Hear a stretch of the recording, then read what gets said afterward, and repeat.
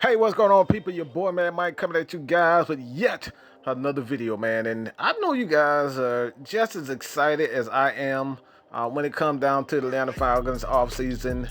2020, man, has been absolutely amazing, man. I couldn't be any more happier as an Atlanta Falcons fan, seeing their team continuously make move after move, and they're not sitting on their ass, not doing anything. So if you're new to the channel, go ahead and hit that subscribe button. Tell your friend to come chat Falcons football with your boy, man.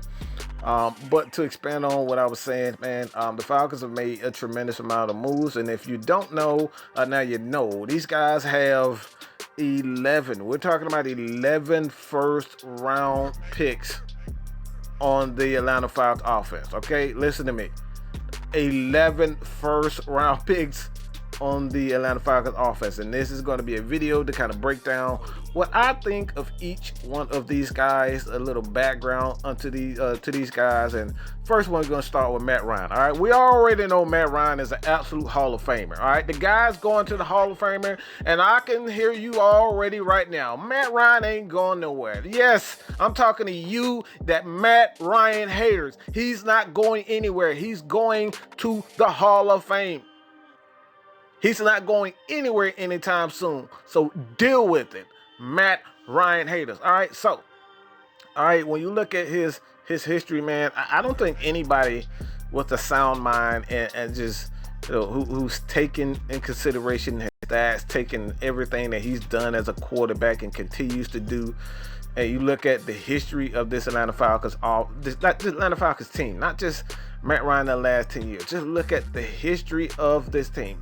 You cannot say with a straight face that Matt Ryan isn't the greatest quarterback this organization has ever had. And no disrespect to Matt Ryan or to Michael Vick.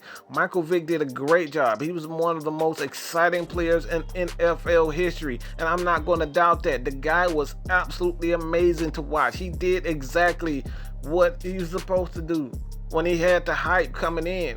He blew the damn roof off the dome. Okay? He blew that mug off.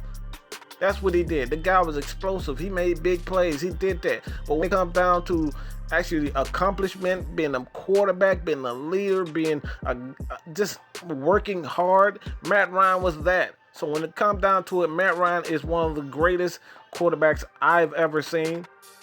All right?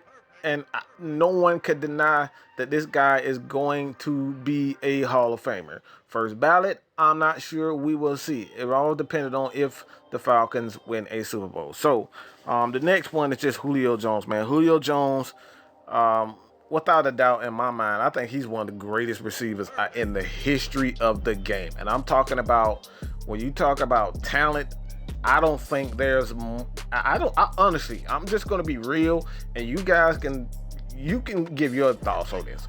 But I think Julio Jones is the greatest talent at wide receiver the game has ever had. And maybe I'm being a homer. I don't give a damn if you don't believe, if you don't agree, but this is my opinion, man. I think this is the greatest athlete at the position that the NFL has ever had. This guy cannot be stopped. I have never seen a receiver that was unstoppable. I've seen people stop slow Randy Moss. I've seen people slow down Jay Rice. But when you look at Julio Jones, this guy can run every freaking route in the tree. He's physical. Look, linebackers, safeties can't bring this guy down by themselves. These guys couldn't do it. And you telling me that Julio Jones is, look, he's a Hall of Famer. But in my eyes, man, I think he's the greatest talent. The only guy that really reminds me of Julio Jones is Terrell Owens. All right? Terrell Owens was absolutely a monster. Ran every route. He could do everything. Block, run, pass, catch, receive. Anything you want T.O. to do, he could do that. And this is the guy, physical, his physical nature. Like, the only thing that truly separates these guys is just ego, personality. Julio is a guy that's humble. He just wants to play ball. He wants to be the best. Yes, T.O. wants to be the best, but he did have a big of an ego. All right, he did have a bit of an ego, but when it comes down to it, man, he's still a great player. And those guys are always remind me of each other, man. I think they have I really think that they have similar games, man. And let me know what you guys think about that. But the third one is Jake Matthews. I think Jake Matthews get a bad rap for just being with an offense that caters to his strengths, but the Falcons the balance with the offense has not always been the best friend to Jake Matthews. Jake Matthews is a lineman who is better as a run blocker than pass blocker, but he's still one of the top tier tackles in the league. No one could deny that. When you look at his contract, his contract said, his play says it. He's consistent. He's one of the most consistent tackles in the league. And when the Falcons get back to running the ball and being more of a balanced team, you'll see the best out of Jake Matthews.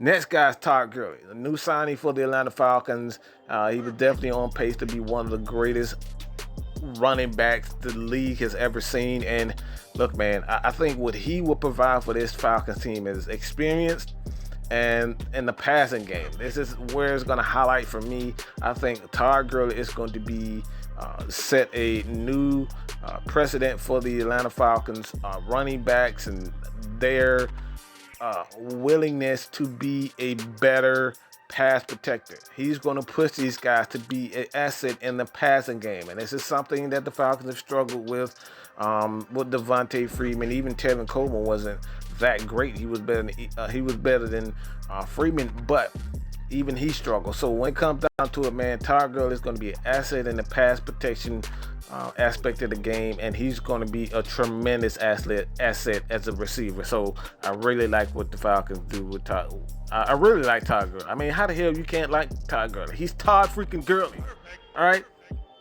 Next one, Chris Lindstrom. I think he's on pace to be one of the better young guards in the league. His physical abilities, he's absolutely look, the man has athleticism, he has the drive, and he has that mean streak that you want in an offensive guard. And when he finally gets it all together, he understands the small, intricate details of being an offensive lineman going against some of the best linemen in the game. This guy's going to be absolutely amazing, and I truly believe he's going to be good.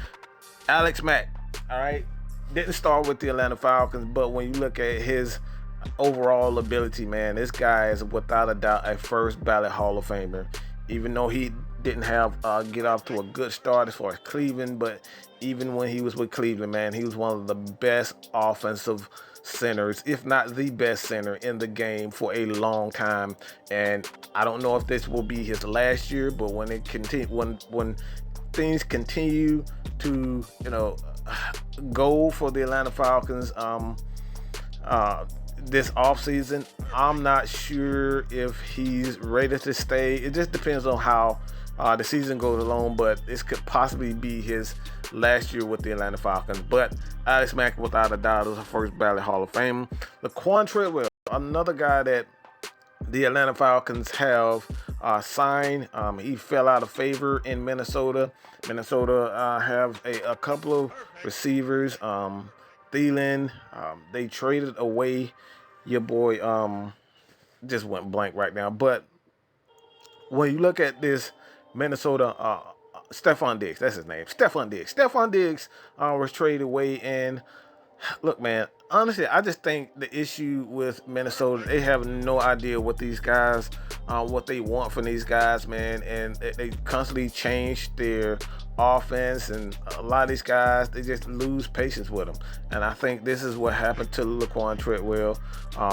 He definitely has to work on some things, and maybe Dirk Cutter in this Atlanta Falcons offense can kind of get the best out of him and continue to just help him get back on track of being a good player. I think he's an okay player. I think he'll be that Mohamed Sanu, that slot guy that we need to kind of come in and run some things. And look, man, I still think he has talent. All right. Hayden Hearst. I like to call him Triple H. I don't know why I like calling him Triple H, but Hayden Hearst, man, fell out of the rotation in Baltimore.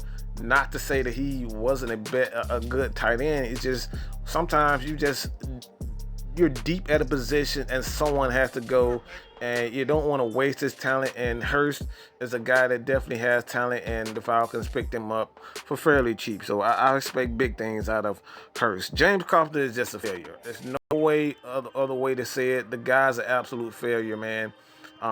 He will make a push at being the left guard for the Atlanta Falcons. They will more than likely try to look for another guy as far as free agency is concerned. They picked up another offensive lineman to kind of, help in that position. But when it comes down to it, James Carpenter was an absolute failure as far as the first round is concerned. Calvin Ridley has his whole career ahead of him, and he continues to develop as a receiver, get on the same page with Dirk Cutter. This guy is going to be that guy to step in when Julio finally decides he wants to retire. Calvin Ridley is going to, hold that torch for the Atlanta Falcons. So I really like what Calvin Ridley and what he will potentially bring for the Atlanta Falcons in the future, man. And I expect big things from him. Caleb McGarry is a guy that I absolutely love, man. Just his physical nature. The guy handled one of the better defensive ends in the league, and we're talking about Cam Jordan. Cam Jordan, did not have a good job. He did not have a good game when he first went up against Caleb McGarry. Caleb McGarry got the best of him. The second game, Cam came to play, and he kind of, got the best of him. All right, but that's what rookies. That's what rookies, they have up and down games, and as things continue to progress with Caleb McGarry, man, he's only going to get better, much like Chris Nutsham. And that right side of the Atlanta Falcons offensive line is going to continue to improve and continue to get better, man. With a veteran like Alex Mack, man, we're going to see this Atlanta Falcons make strides for the better in the near future. But let me know what you guys think about the 11, okay? We're talking about 11 first round picks for the Atlanta Falcons on the offensive side of the ball. Let me know what you guys think about this, because I think this is truly unique. I don't think there's ever been a team in the history of the league that have had this many first round picks on the offensive side of the ball. So I don't know if this is pressure for Dirk Cutter. I don't know if it's pressure for the players. I don't know if it's just pressure that we needed. But, let me know what you guys think about this. Continue to support your boy here at Mad Mike Sports, man. I appreciate all of you guys. Continue to support your boy. Your boy, Mad Mike, is out, man.